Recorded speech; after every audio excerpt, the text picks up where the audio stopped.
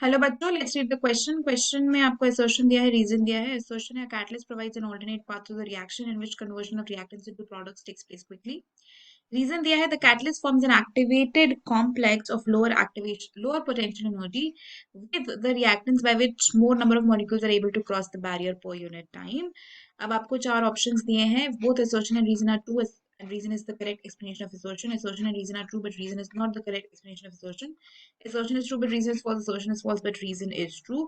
तो ये चार आपको ऑप्शंस दिए हैं। अगर इस क्वेश्चन में हम बात करते हैं तो जो की कॉन्सेप्ट होगा वो हमारा हो जाएगा रोल ऑफ कैटलिस्ट, है ना। रोल ऑफ कैटलिस्ट की हम बात करेंगे कि अगर हम किसी रिएक्शन में कैटलिस्ट को डाल रहे हैं तो क्या फर्क पड़ रहा है एक्टिवेशन एनर्जी पे, है ना। तो देखो, आपका जो एक्टिवेशन एनर्जी का कर्व होता है ना, उसी से हम स्टार्ट करने वाले हैं। यहाँ पे आपने पोटेंशियल एनर्जी ले ली, यहाँ पे हमने रिएक्शन प्रोग्रेस ले लिया, राइट। इस कोऑर्डिनेट पे रिएक्शन प्रोग्रेस ले लिया। अब अगर आप इसका कर्व देखोगे तो कर्व किस तरीके से बनता है, कुछ ऐसा। ठीक है, ये आपके रिएक्टेंट्स हो गए, मान लो ये आपके प्रोडक्ट्स हो गए, इस तरीके से हुआ। अब ये जो प्रोडक्ट्स की फॉर्मेशन है ये डिपेंड करता है कि आपकी जो रिएक्शन है वो एंडोथर्मिक है एक्सोथर्मिक है।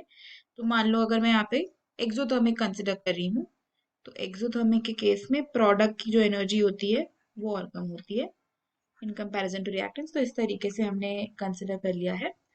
अब देखो यहाँ पे क्या होगा अगर मैं इस रिएक्शन में कैटलिस्ट डाल दूँ, this is the activation energy, है ना। ये वाली जो यहाँ पे एक्टिवेटेड कॉम्प्लेक्स बनता है और इसी को हम एक्टिवेशन एनर्जी भी कहते हैं। जो रिएक्टेंट से इस पीक तक की एनर्जी होती है दैट इज एक्टिवेशन एनर्जी। अब देखो क्या होता है यहाँ पे, अगर मैंने कैटलिस्ट डाल दिया तो कैटलिस्ट एक ऑल्टरनेट पाथवे प्रोवाइड करता है। हम यहाँ पे पॉजिटिव कैटलिस्ट की बात कर रहे हैं। ठीक है, ये कब हुआ, जब हमने कैटलिस्ट डाला। तो कैटलिस्ट डालने से क्या हुआ, ये जो एक्टिवेशन एनर्जी थी ये क्या हो गई, लोअर हो गई। पहले एक्टिवेटेड कॉम्प्लेक्स इस एनर्जी लेवल पे बन रहा था, अब एक्टिवेटेड कॉम्प्लेक्स इस एनर्जी लेवल पे बनने वाला है। तो कैटलिस्ट ने क्या किया है, एक ऑल्टरनेट पाथवे प्रोवाइड कर दिया है जिससे कि रिएक्टेंट से प्रोडक्ट आप और जल्दी से पहुंच पाओगे। ज्यादा से ज्यादा मॉलिक्यूल्स इस एनर्जी बैरियर को क्रॉस कर पाएंगे क्योंकि एनर्जी बैरियर अब छोटा हो चुका है। तो एनर्जी बैरियर को क्रॉस करने वाले मॉलिक्यूल्स ज्यादा होंगे, तो ज्यादा से ज्यादा मॉलिक्यूल्स रिएक्टेंट से प्रोडक्ट में बदलते जाएंगे। तो कैटलिस्ट क्या करता है, एक ऑल्टरनेट पाथवे प्रोवाइड करता है। कैसे, bye lowering the activation energy. तो अगर असर्शन की बात करते हैं तो ऑल्टरनेट पाथ प्रोवाइड होता है, conversion of reactant to product takes place quickly, ये बात बिल्कुल सही है।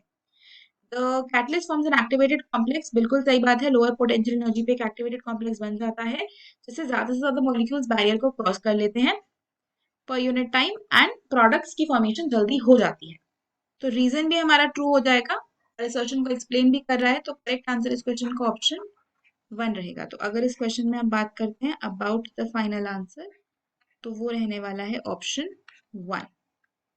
Hope you understood it well, best of luck.